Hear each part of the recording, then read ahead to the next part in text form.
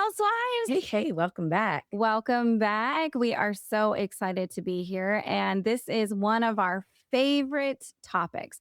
Favorite, or just the one that we just keep having to find out for ourselves? Is that Well, I think it's because, as you get older, things change. What you used to do doesn't work anymore. So we things have to break just keep, down? Is that yeah, what we maybe, age? I maybe. don't know. So we got to try new things to keep it alive and fresh and exciting. Yes. So, with that being said, we're going to have Tracy introduce our guest. Okay, today we have Coach JT Tapias. He is a nationally recognized speaker, nutrition sociologist, and a Christian counselor whose faith based approach to wellness has been featured on CBS, Men's Health, and Muscle and Fitness. As the creator of the Empty Your Buckets nutrition plan, JT goes beyond diet advice to help people understand the deeper emotional and spiritual roots behind their relationship with food. After immigrating from Colombia, becoming a professional soccer player, and building a successful business, JT's life took a dramatic turn when personal struggles nearly cost him everything. A life changing encounter with Jesus reshaped his identity and purpose, and for the past 20 years, he's been helping others experience true transformation through healing the heart, mind, and soul. Welcome. Thank you so much for having me. That was a pretty complete bio. Thank you.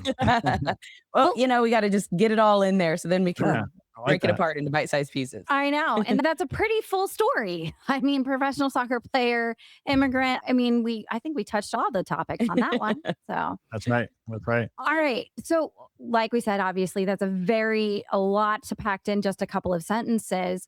But that's exactly what we want you to do is unpack that and tell us a little bit about how you got to the point that where you're a Christian counselor who's teaching wellness and nutrition. Absolutely. Should we start from the beginning? Mhm. Please. Okay.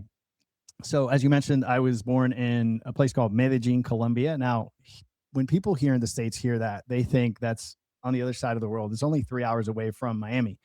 So, it's really, really close. I came here when I was one.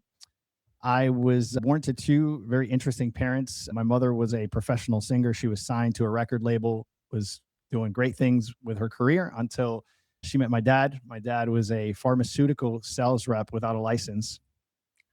Mm. We grew up, Wow. we grew up in a Interesting is a good precursor to that. Like, yes, that's right. good choice That's of right. words. Okay, go on. Yeah. So grew up in a third generation mafia family in Colombia. My dad was abusive to my mother, physically, mentally. And she got to the point where she had it. He had put her through hell. I have an older sister. She's 6 years older. And one day she decided to just pick up and leave. She had to leave Colombia because my dad was a very powerful man there. And there was just no way she was going to get away from him living even in another city there. So we came to the States. I was one, my sister was six. Interesting way here. We took a plane from Medellin, Colombia into Bogota. Bogota is the capital of Colombia. From Bogota to Mexico City, from Mexico City to Yucatan. From Yucatan, we took a speedboat and we went through an area called Bimini's. And I'm not sure if you guys have heard of the Bermuda Triangle. Mm-hmm. And so lots of stories about the Bermuda Triangle. We were on our way. A guy, Captain Pepe, actually picked us up in a speedboat. We were making our way to Miami, and the skies were clear, everything was perfect, and all of a sudden the skies just shut down. I mean, it could as dark as it could get. Big storm came out of nowhere. The water was super turbulent, and the engine to the boat shut off completely. So for 3 hours we were in the middle of the ocean, almost perished. My mother says she held on to me so tightly. She put her nails, basically dug into my skin. When we got back to Miami, I had to see and, go to some kind of hospital because she had to hold on to me so tightly. But we got through that. Wow. What Pepe, the captain, said was that he had only seen that twice. Now, this man, that was his career, was to basically bring immigrants through the border, through from Bimini into Miami, into the Mm-hmm. Miami shores. Back then, the Coast Guard was probably one man strong. We're talking 1979. And so it was pretty easy. We just kind of docked in Miami and got off the ship, waved a couple of times, and we were in the promised land. So we came here and we were very, very poor when we first moved here. We ended up in Jamaica, Queens, in a third floor apartment. I'll never forget our landlord. Her name was Barbara. She had a vacuum store downstairs. We would collect pennies in order to buy Lipton soups.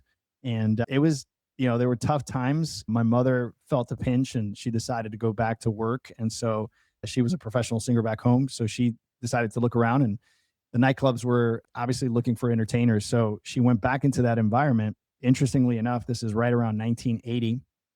And this is a pretty dark era in American history. This is what they call the Colombian Bonanza, which we see in the documentaries, Cocaine Cowboys, things of that nature. A lot of these drug dealers, this is where they would congregate. And so, of course, my mom was there singing. She was young, beautiful woman from back home. And their way of helping her was bringing her into the business. So here she is running away from my dad, who's involved in all this crazy stuff, comes to America to escape that.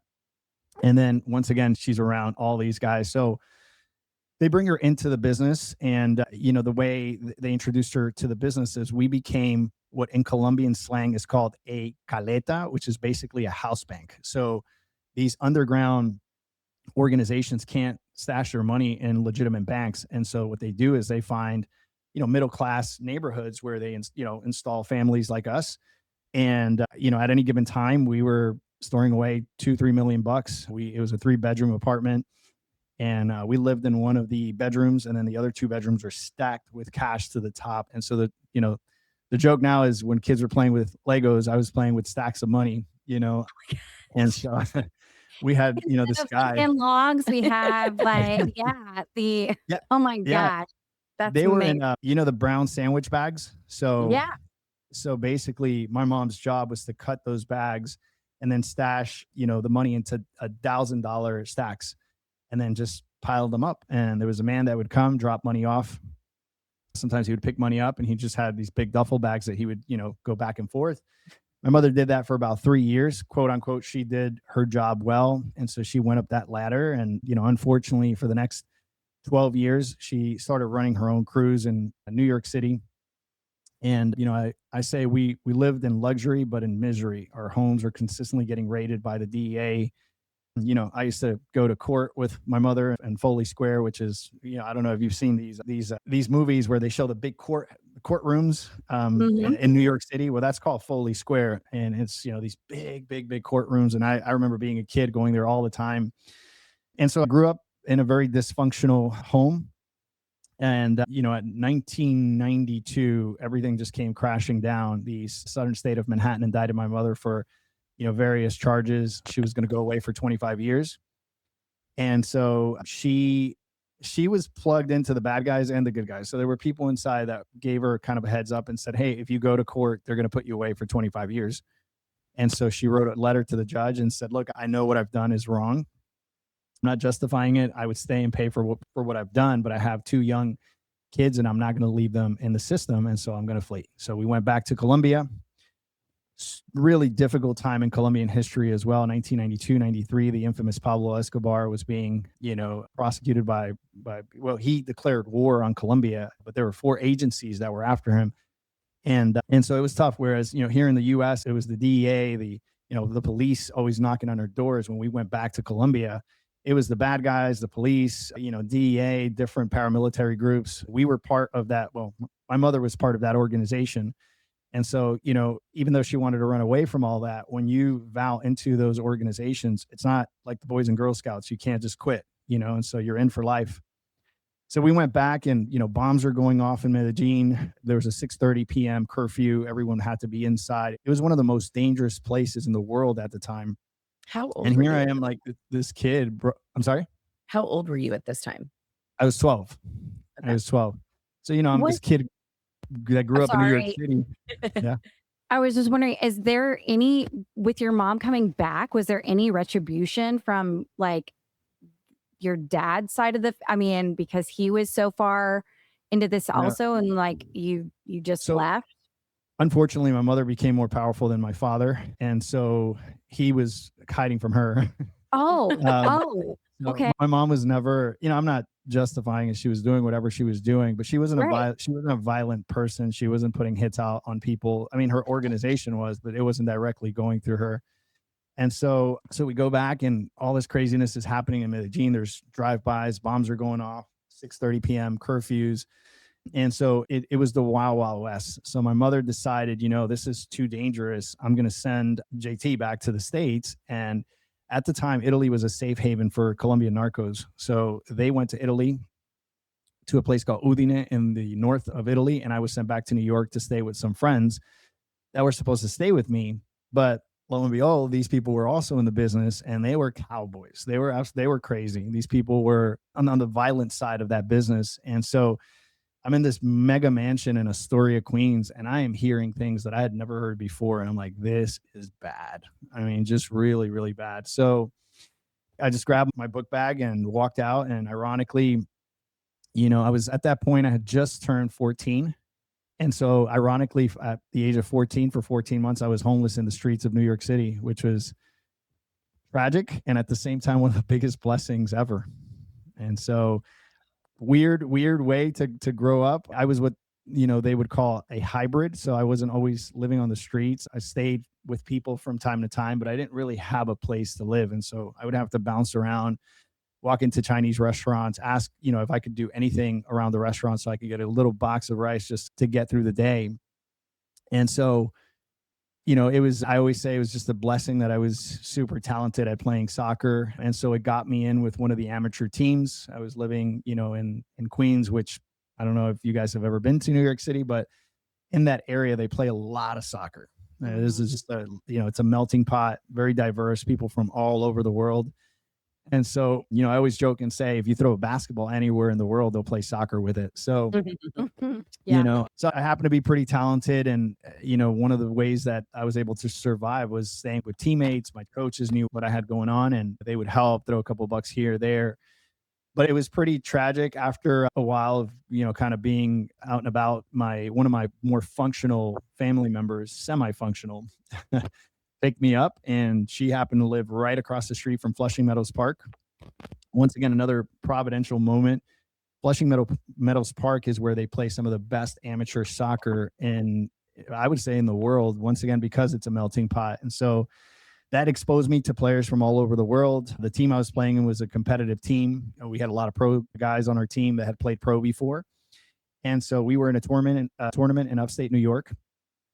And I was approached by a guy who said, hey, we've been watching you. We like what we see. We would like to take you to Spain to try out. I honestly, when this guy approached me, I thought, what is he trying to sell me? But it was real. He was a scout, got on a plane and went over to the north of Spain to a place called Zaragoza, right in between Madrid and Barcelona. And then tried out. And first 7 minutes on the pitch, I was pulled aside and I signed my first contract on a napkin. And I thought I had arrived. I said, this is it. And,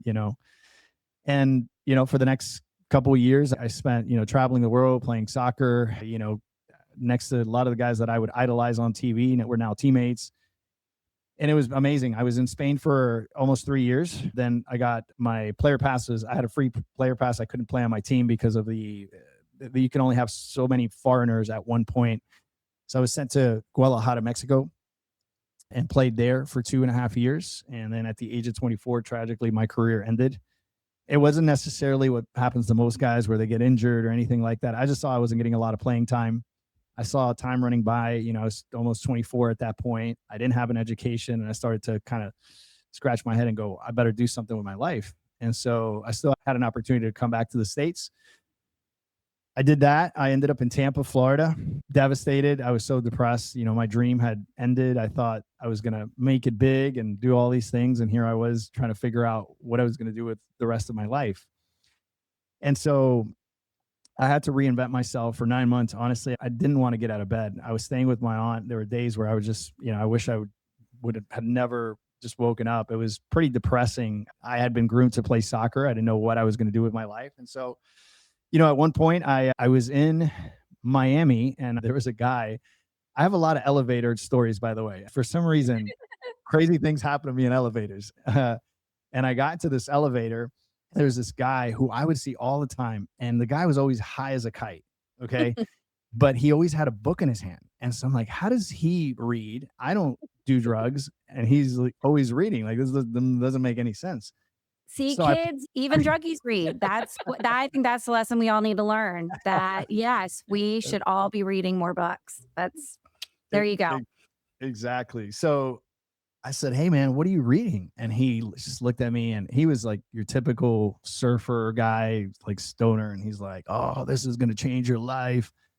And he was super nice. So this thick book, about 400 pages, he hands it to me. He's like, read it. You got to give it back to me next week. And so I'd never read a book in my life. And I read the first couple of pages. A kid that had, growing up, I had ADD, learning disabilities, and I have no idea how I devoured that book in a couple of days. And it just gave me hope. I didn't grow up in church. I was pretty much an empty vessel at that time. I mean, there was just nothing there. It was all soccer. And I absorbed all this personal development stuff. And I was like, wait a second, you're telling me I can actually do something with my life?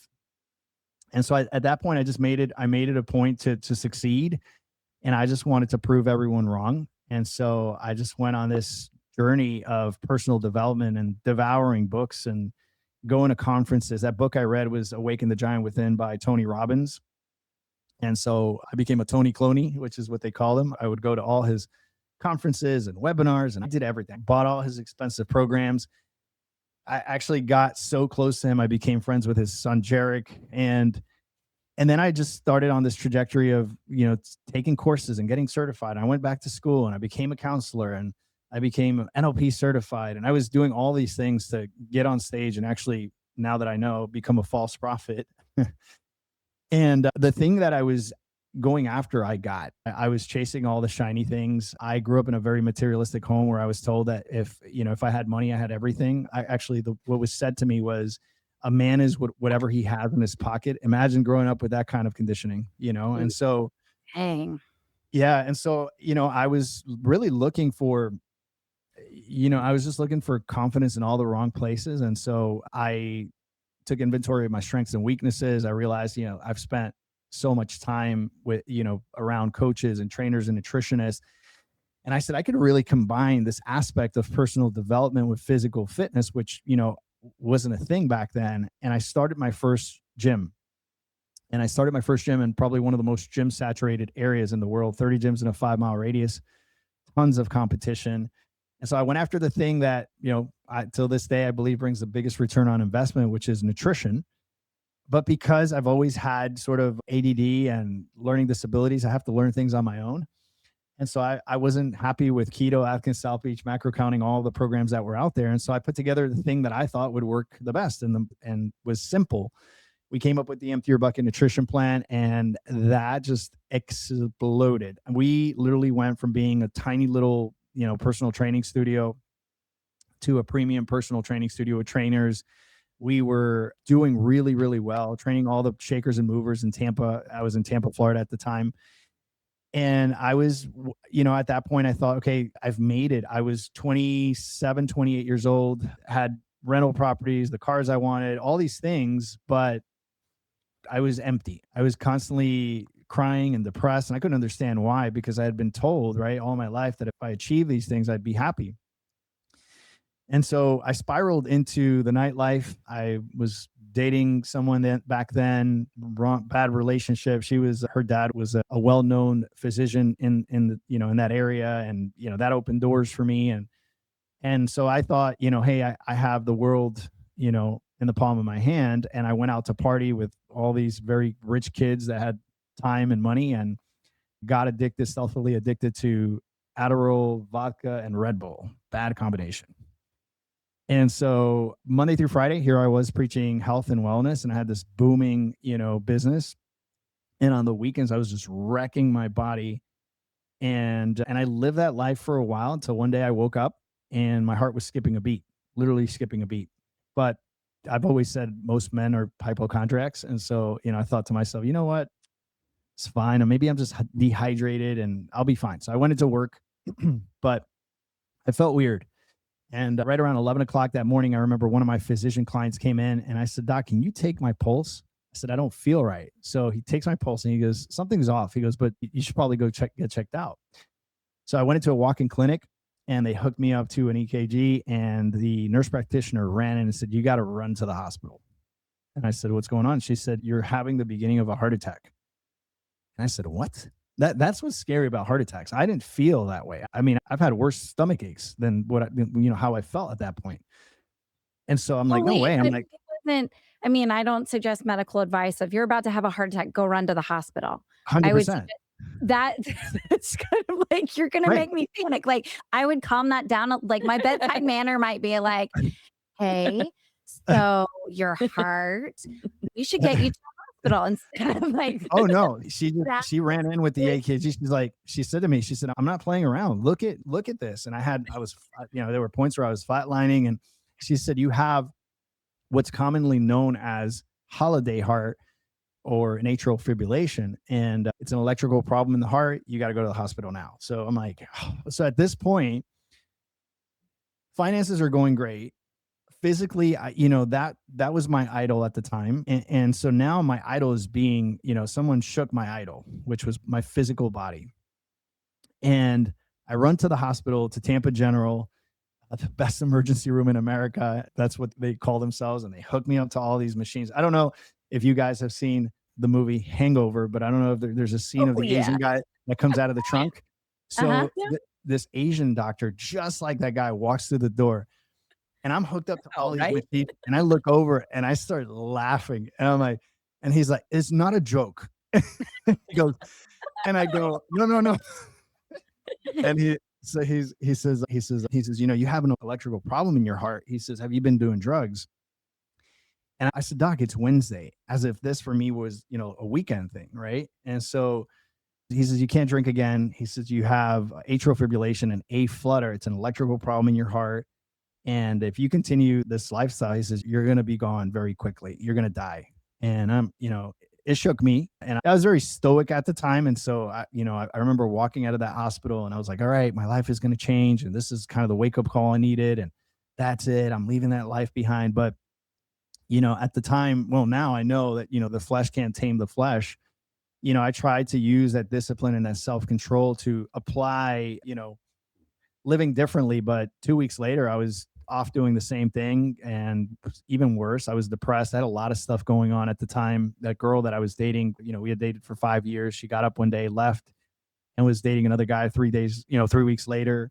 She was in St. John's having the time of her life. And here I was having all these issues. And so I was pretty down and out. And I went back to the party scene. And I remember one Sunday morning, I woke up and I was done. I was absolutely done. I was hungover physically, mentally, spiritually.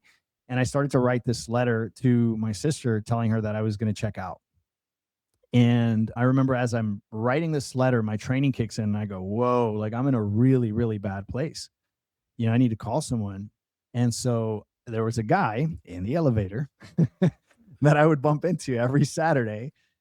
And interestingly enough, I would only see this guy on Saturdays. I never saw him throughout the week. I literally would get in the elevator on Saturdays to go out to get faded into the night. And he was coming back from church with a Bible under his arm, right? Good looking dude, beautiful wife, right around my age. And I was just shocked. I was like, what is he doing? He's missing out.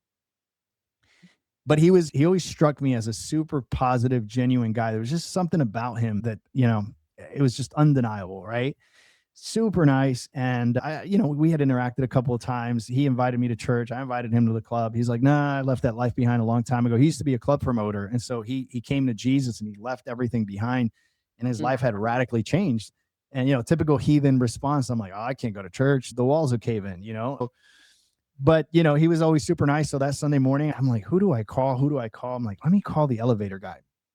So I call him up and I said, his name is Alex. I said, Alex, man, I don't know if you could do anything for me, but I don't think I have another day in me. And he says, what do you mean? I said, I'm going to take myself out. He said, whoa, whoa, whoa, whoa. He said, those are big words. He says, don't do anything silly. I'm coming down right now. He lived above from me, came in, Bible in hand, sits across from me and looks at me and he's all excited. And he's like, let me tell you what God's doing in my life. And I'm like, mm-mm. I'm like, you're going to have to give me something else because I don't believe in God. And he got super serious. He looks at me as if he were, you know, describing, oxygen with that Yeah. kind of certainty. And he goes, oh, God is very real, regardless of what you think. He goes, and so is the devil. And he says, and the devil has an agenda, and that agenda is playing out your life. And I'm like, okay. He says, the devil comes to steal, kill, and destroy. He says, but Jesus has come to bring life and life abundantly. To which I'm like, oh, okay, what do I do with that? And he said, well, what are you doing tonight? So well, I was going to kill myself, but if you have better plans, we could go do that, right? So, I Clearly, could pull off one more day. Oh my he, uh, gosh. he's it- got an idea. right. Yeah. Right. So, but I was very serious. I was done. I was absolutely done. I had built things and, and done all these great things. And then there would just collapse. And I was absolutely done. So, I reluctantly got in his car. We went to this church. I had never been to an evangelical church before. I sort of being, South American, I have, most South Americans are Catholic. And so I kind of had a little bit of understanding of the Catholic Church. But I show up to this building and it's this beautiful modern building. And I see two things I love: Starbucks and beautiful women. And I'm like, yes, if this is Jesus, I am so in. This Yeah. is amazing. It And they were is. giving the coffee away for free. I'm like, all right. So, we walk in and everyone's so friendly and the greeters are shaking my hand. I walk into the sanctuary and the pastor that day was speaking on the book of Job. And he starts, it was, it was a topical message, but he did this kind of survey on the book of Job. And I'm listening to this and I look at my buddy and I go, did you tell this guy my story? Because everything sounded exactly like what I had going on, except that I wasn't a righteous man. I certainly wasn't seeking God. And no, he says, that's how God speaks to us. He says, there's 800 people in here. This is a mega church in Tampa. And so I said, okay. Service was over. I said, all right, that was great. Let's go. He says, let's go to the prayer team. So this church had kind of like people up front praying after service. Yep. And I said, prayer team. Now, I grew up in an environment where, men don't cry. You're not supposed to express any kind of emotions. And you're certainly not supposed to tell your issues to anyone, especially men. And so we're walking in the direction of this guy that looks like a young Justin Bieber. And I'm like, oh, like he's super young. And I'm like, man, what is Justin Bieber going to do for me? But I get up there and he starts praying. He says, what are we praying for? And I just spill the beans and I tell him everything I have going on. He kind of gasped for air. This very innocent kid that looked like he had grown up in church. And I'm like telling him all these crazy things I'm doing. I said, I don't believe in God. I've been doing drugs and alcohol and, I was going to take myself out. He's like, whoa.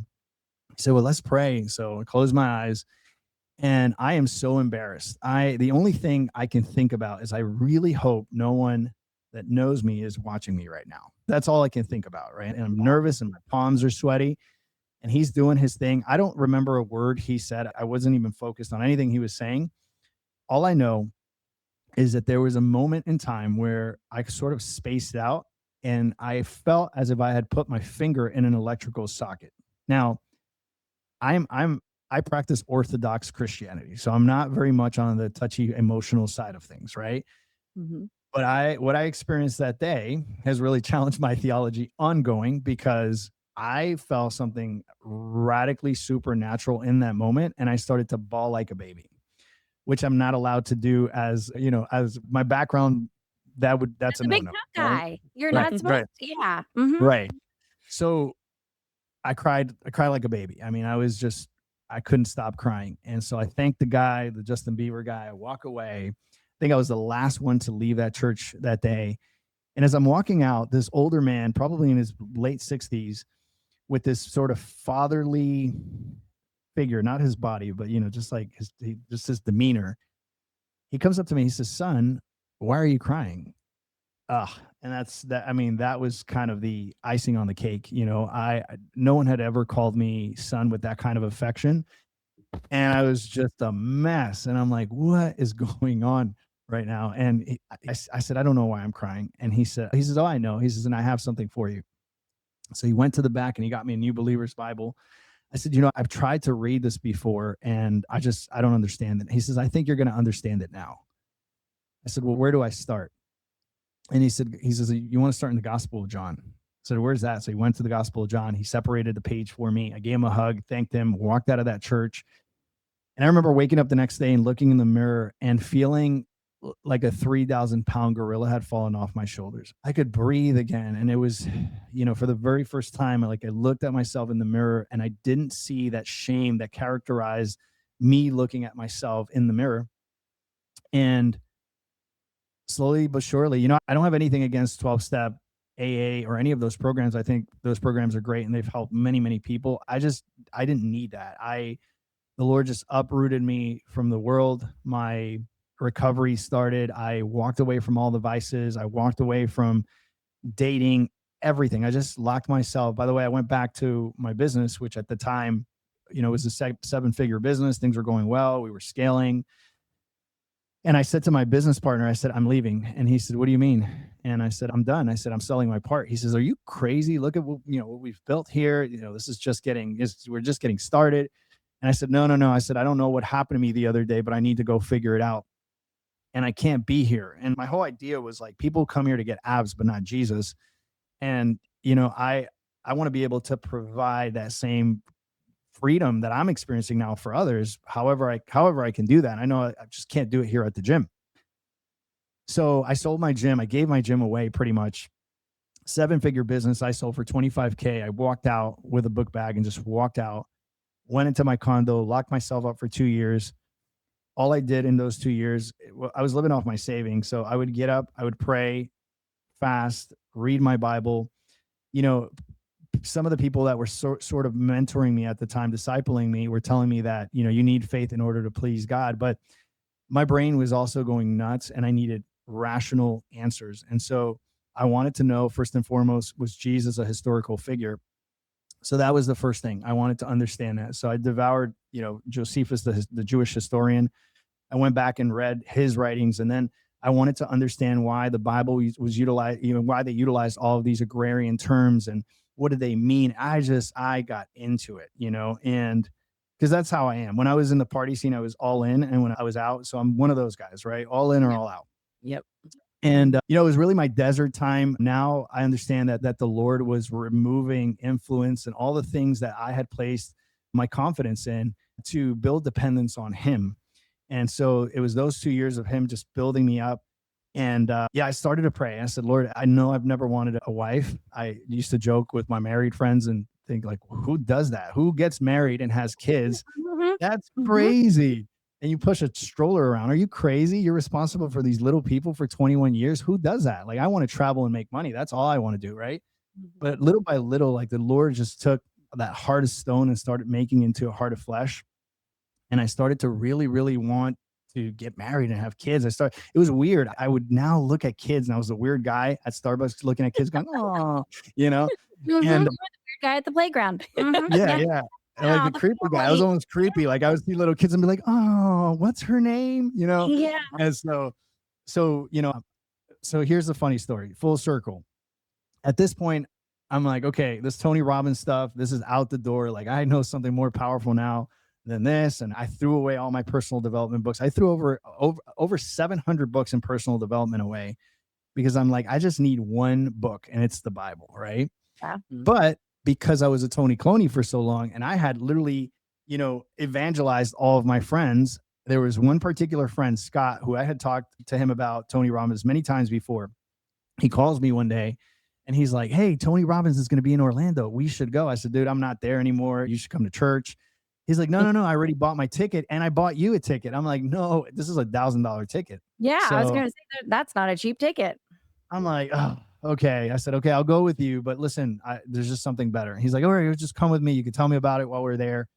So we're sitting at the Gaylord Palms and we're watching Tony Robbins. And all of a sudden, I'm there. I'm just focused. I'm listening. And I look to the left and I see, I don't know if you've ever been to one of these conferences, but there's about 3,000 people in that auditorium. Okay. And the introverts are being extroverts. It's just this collective euphoria that happens in these places. People are jumping up and down and they're excited about nothing. We And, we've been to something similar. That's right. not, but yes, but it's a very Yeah. It's an energy. it's an energy. Yes, Mhm. it's a Right. very specific energy. So even when I was crazy, I never liked the crazy ones. Like that was never me. Like I always liked the girl next door, right? The very calm, nice girl. And I look over and I see this young lady sitting there and she's super well put together and serious. And I'm like, huh, everyone's going crazy and she's not even moved by this stuff. So it caught my attention and she was really pretty. So I kept looking and she passed by and I heard she said something to her coworker and she spoke in Spanish. And I recognized her accent being from my city. And I'm like, this is an amazing icebreaker. Right. And so And one of the breaks, I went up to her and I introduced myself. And the girl stood me up like 3 times to talk over the phone. But on the fourth time we finally spoke, we spoke for 3 hours. She was living in Miami at the time. I was living in Tampa. I'm walking you through this really, really quickly. One weekend, I went out there. We spoke on the second day. I told her I was going to marry her. She said I was crazy. She wasn't a believer, but she was very receptive to everything I was saying. And she was a good girl. And I'm like, okay, there's something good here, right? Like, I'm not just going to throw this away. And she told me if I wanted to marry her, I was going to have to wait 3 years. She really needed to know me and yada, yada. We dated for 3 months, got married on month 4. We've been married for 13 years. We have 2 beautiful little girls, a 6-year-old, a 10-year-old. And, I've literally, this is just kind of the cryptic version of the story, a very short version of the story. But in essence, I believe that the Lord brought me through all of these situations of dysfunction, addiction, despair, being homeless, and taking all that stuff and bottling it into what I do today. So we have a multidisciplinary approach to nutrition that includes all of those aspects, the personal development aspect of things, the counseling aspect of things. Obviously, theology is first and foremost with what we do. And it's just been really, really cool. That is quite a story. That I is don't know quite a that I have story. met anyone that has had that kind of a story, though. I would like to Yeah. offer to buy the rights to the movie of this. Before Netflix gives you a call, please, because this is, I mean, and isn't that the real fun part? Is Mhm. that God is so cool. You couldn't make this stuff up. I Mm. mean, there is Absolutely. the way that he just utilizes every moment and uses, and my favorite verse, Romans 8:28, uses all things for the good of those who are Mhm. called according to his purpose. Purposes. Yeah. And I just, that's insane. I don't know where to start. Like, Well, I was gonna say, it really is amazing. So there's so many pieces about it, and I think my favorite part is that he used what you began to change your life with to connect. That's where you found your wife, to bring Mhm. it all back together. Like, there was purpose in that, and Mm. now you were, having this family, living with purpose for him in your life. So tell us, obviously you're doing this. Is it just online, or do you have a gym still? Yeah. So we opened up. So part of that story, when I was in those 2 years of desert time, I was praying and I was praying for a wife. So the wife was there. We connected. We dated for 3 months, got married on month 4. She was an executive in Miami. She was doing quite well for herself, but I wasn't going to move to Miami. I said, Miami's a crazy place. I want to make sure we're at a place where we can have our kids and, our kids are grow up in a decent place where things aren't crazy. And so anyway, she moves to Tampa. I'm still living on savings, but I'm not working at this point. I've left everything for 2 years. I took a 2-year sabbatical. So I start praying and I go, Lord, I need to be a provider. Right. And so what is it that you have for me? And in that process of praying, the Lord, not audibly, but just in my heart, just impressed upon my heart this idea of going back into the fitness industry, but this time with a different vision and mission. And, the word that I kept hearing in my heart was that we were called to be a lighthouse for him in that area. And so went back into the gym business. I had no idea. I was just being obedient. I had no idea how we were going to bring Jesus to such a superficial sort of vain thing like fitness, right? yeah. And especially in the area where we were, this is a very affluent area in South Tampa. And, we're surrounded by 10, $15 million homes, the cars and the lifestyle and the food. And so we went right into the heart of it in Soho. We started a gym called Fit Method 413 based on Philippians 413.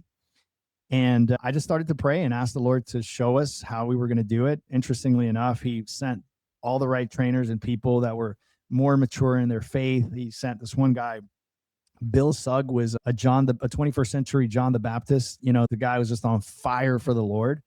We opened early because our first class would start at 5 a.m. His saying was caffeine and Jesus, baby. Like, he was just walking and he was just crazy, right? So, a couple months after opening, our running joke was that we would lead more people to the Lord doing squats and lunges than most churches any Sunday. And it was just an amazing, power church ministry. We saw people come through those doors with addictions, hooked on alcohol, about to get divorced, and just we saw restoration and people reconciling to the Lord. And we had relationships with all the local churches, so we were having these conversations during the week, and then sort of bringing people into all these different churches. We had a homeless ministry in the area. Obviously, that's close to my heart. And man, we just really impacted that city for Jesus. And I married every single one of my coaches. Can you believe that? I got to marry all of my coaches. So That's so awesome. the joke is, if you go to work for JT and you're single, he's going to marry you. And sure That's enough, funny. yeah, That is really Okay, cool. where's the dotted line? I'll sign up. I want you to bring one of these to Southern Johnson County. I would so honestly, I It's was like, "Is this a franchise? Have you yeah, done that yet? because Like, where how is this yeah, not like?" yeah, I mean, well, obviously, it's an online he thing. said You he's can do never been to coaching. Kansas. I'm just ex- saying, come on out, get exactly. to what you got. Because you're talking the affluent lifestyle, the $1 million homes around us, and people who are literally addicted to everything except Jesus. Jesus. Jesus, It's Jesus. I mean, this is, I mean, that just speaks to my heart. I'm like, oh yeah, Mm, we'll do this Mhm. yeah, because, yeah, but you're yeah. We right. did it. It's superficial. It Like, is. It is. yeah, It is. But what's interesting is, and this is something that I tell Christians today, Jesus doesn't need our help. Okay. Let's start from there, right? Jesus right. doesn't need our help. But I think we just oftentimes we have this desire and the zeal to see people come to Jesus. And so we just rush into these conversations, and we just kind of we put our foot in our mouth oftentimes, right? And people push back when we're Bible thumping and doing all these things. One of the things that I believe, still to this day, we sold the gyms 5 years ago. We moved to South Florida. We're strictly online now. We are talking about eventually opening up a storefront for that specific reason, what we call relational discipleship, walking with people. Yeah. So what's really interesting is the vast majority of conversations that I had at Fit Method were people that were resistant to the gospel. They're like, look, don't give me that story. I'm not drinking the Kool-Aid. I like who you are though, JT. You're a cool guy. Like, you show up, you're on time, you do what you say you're going to do. And that's all that matters. And so that gets the foot in the door, because people start to think, okay, this guy's not weird. This guy's just a normal guy. He's a family guy. He's all about the family. He's all about work. He has a strong work ethic. And they see that congruency in your life, and then it gives you room. And when I say that gently, I don't have it all together. I'm a fallen man, like we all are. Like, we all fall short of the glory of God. But they would see the difference, and then it would just give you room to. They would open up and start sharing, their aches and pains. And man, did they have aches and pains and things going on in their life, right? And oh, my marriage, and I'm about to get a divorce. And then, we would take them to Starbucks, sit in front of them, have a normal conversation, and then just say, at the end of the conversation, just listen and care, like genuinely care for these people. And then say, dude, listen, I know you don't believe in Jesus, but can I pray for you? And they're like, sure. And that would open up so many doors with those people. And all of a sudden you'd see their hearts start to soften. Like, where do you go to church again? Oh, we go over here. Can I join you on Sunday? Absolutely. And then it was just one relationship after the next. It wasn't the masses. Like, we weren't like in the book of Acts hitting 3,000 people at a time, but it was just one person at a time. And we were Well, so impactful relationally. I would just say it goes back to how you were impacted by Alex, I believe his name was, in the Yep, elevator. Yeah. that's It right. was every Saturday you saw him with his Bible coming home, and you were going out to the club, and he was going home with his wife. Yep. That's right. And he was the person that you thought to call. Like, Mhm, and he didn't force you to, I mean, he just brought his Bible and was like, let me tell you a story. And he mhm. started where you were at. Yeah. And Right. that was, and that's what you guys have clearly have done for every other individual when you at the gym too. So, That's well, right. give, He was just a normal guy. He was just caring, and that's it. I think oftentimes what I see is, and maybe I'm just speaking for myself, because, as I said, I'm all in or all out. One of my strongholds was legalism. And when I came to Christianity, I was, a caged legalist for a very long time, where I was, Bible thumping people. And I just realized this is going nowhere. This is not yeah. how I was reached.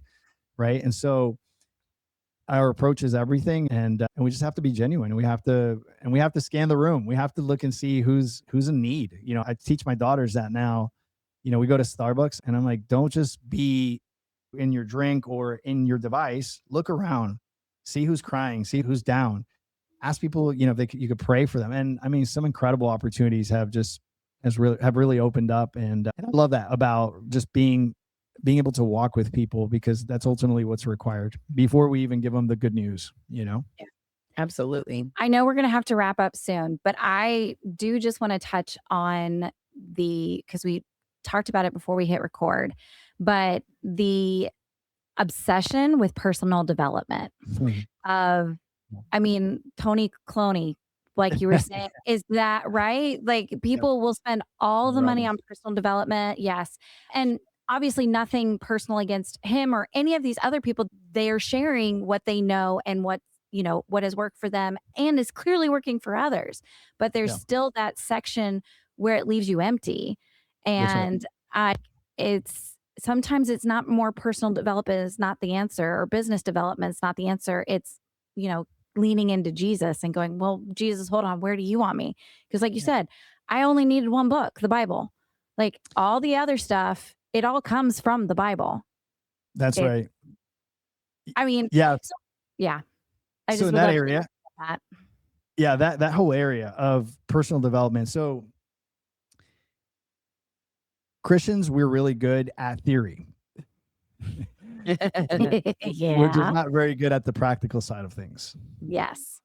New Age and which is humanism, it stems from humanism, Yep. meaning if you give me enough time, if you give me enough time and you have enough money, you can make anything happen. This is what humanists believe, right? You can make anything happen with your mind. They're really good at the practical side of things. Pragmatics is huge inside of personal development, and that's why oftentimes people are more interested in personal development than they are in Christianity.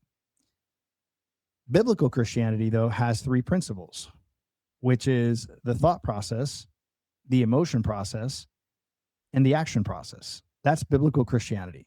Okay. In seminary terms, it's called orthodoxy, which is, the Mhm. word ortho means the correct way, right? So this is Hmm. where we get the word orthopedic from, the straight way, the right way. So we need the correct orthodoxy. But then we need the correct orthopathy, which is the right emotion, which stems from the right orthodoxy, the right thought, the right theology, right? Yep. And then we need the right orthopraxy, which means the right practice. So we are thinking human beings. We think, we feel, and we act.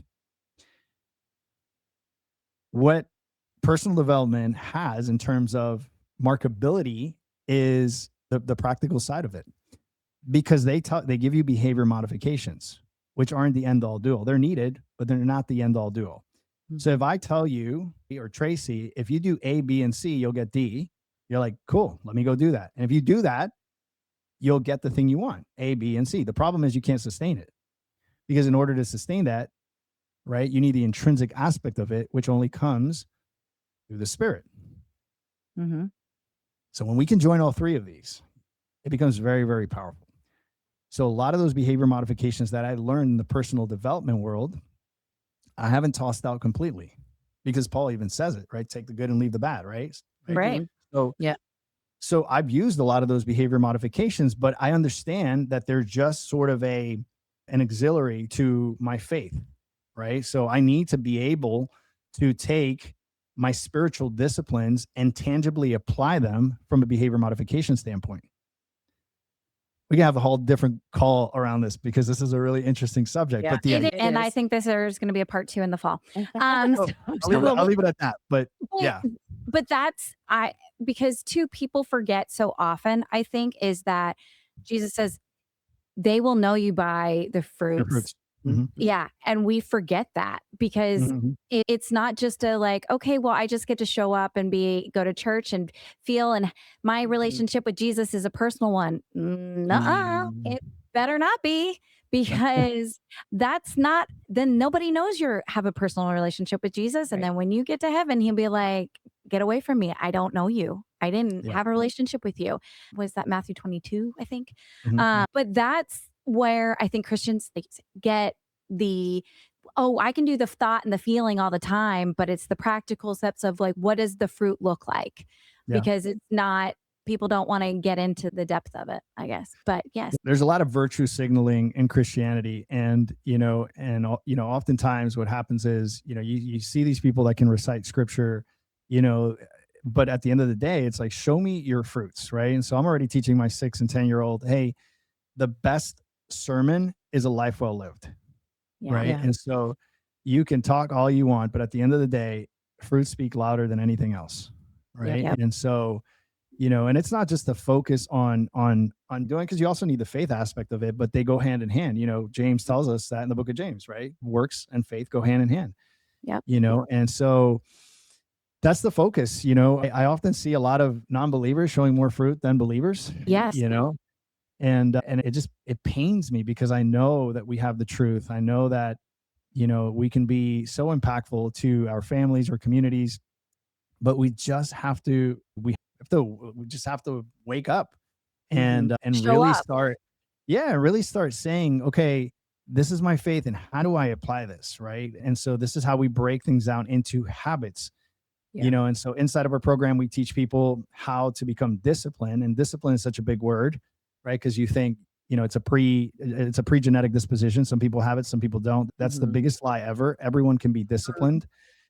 It just takes a set of behaviors that we need to incorporate on a daily basis. And those are the people that we look from afar and go, oh, look at that person, how disciplined is. That is just someone who's showing up to those particular behaviors consistently. And we call those people disciplined. Yeah. Yep. So we break that down from a nutrition perspective, but then because we have a multidisciplinary approach, and we understand that even if you get super fit, but your spirit isn't fit, then we're doing nothing.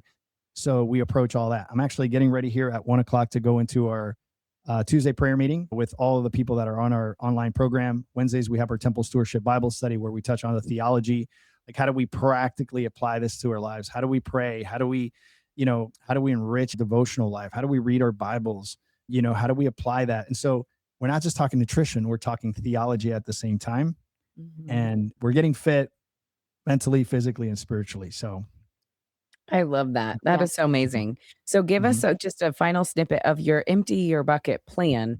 Yeah. Because I can assume based on the title that we're like shedding, we're getting rid of the things that don't serve us. Yeah. Is that about right? Yeah. So some of you guys are maybe familiar with Blaise Pascal.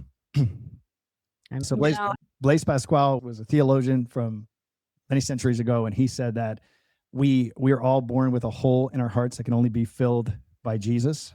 Okay. And so before that hole is filled, that bucket is filled by Jesus, we fill it with all the idols of the world, because the heart is a factory of idols. And so the emptier bucket is, we need to empty those idols to put the right stuff in it. So in our process, we have a 3-step process: reset, reboot, and excel. We obviously start with the nutrition aspect of things, because that's why people come to us. So we give you the goods, but then, the intrinsic aspect of it is also there. So what we start to identify, especially amongst Christians, is that food is an idol, right? We call it, food is the Christian crack. We leave the world, we leave all the vices of the world, everything gets baptized except your plate. It shouldn't be that way, right? Yeah. Yeah. And so we are called to live as a living sacrifice to the Lord. Paul wasn't talking about a 6-pack, but he was talking about stewardship. And this is an area where most churches kind of it goes right over their head, because I've been a Christian now for a little while. I've yet to hear a sermon on gluttony, right? And no one touches Because on it, it's not popular. Nobody wants to hear it. no one wants to hear it, and everyone struggles with it, right? Yes. And And they want to walk out of church happy with a TED talk. yeah. But Sorry. we're called to surrender those things. If I'm mitigating emotions through food, where I should be praying, that's called an idol. And so when we tactfully and lovingly show people that, if your desire is to genuinely serve the Lord, then you start to rid yourself of those things. And then that has the byproduct of that is a slim waistline. So Okay. yeah. So where can people find you? Yeah, CoachJTTapias.com is my main hub, CoachJTTapias.com. And I'm all over the internet on Instagram, Coach JT Tapias, on YouTube. We have over 800 videos on YouTube now. Oh, wow. Awesome. That's awesome.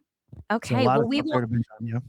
we will have all those links in the show notes for all of our listeners. And well, we just want to say thank you so much And I Pleasure. just want to say thank you for being obedient in what God has called you to do. And just because that's extremely difficult. And in a world where it is what's in your pocket, you went the complete opposite way just out of sheer obedience in that when he called you. And Mhm. so I just want to say thank you for that because Praise that is God. a sacrifice.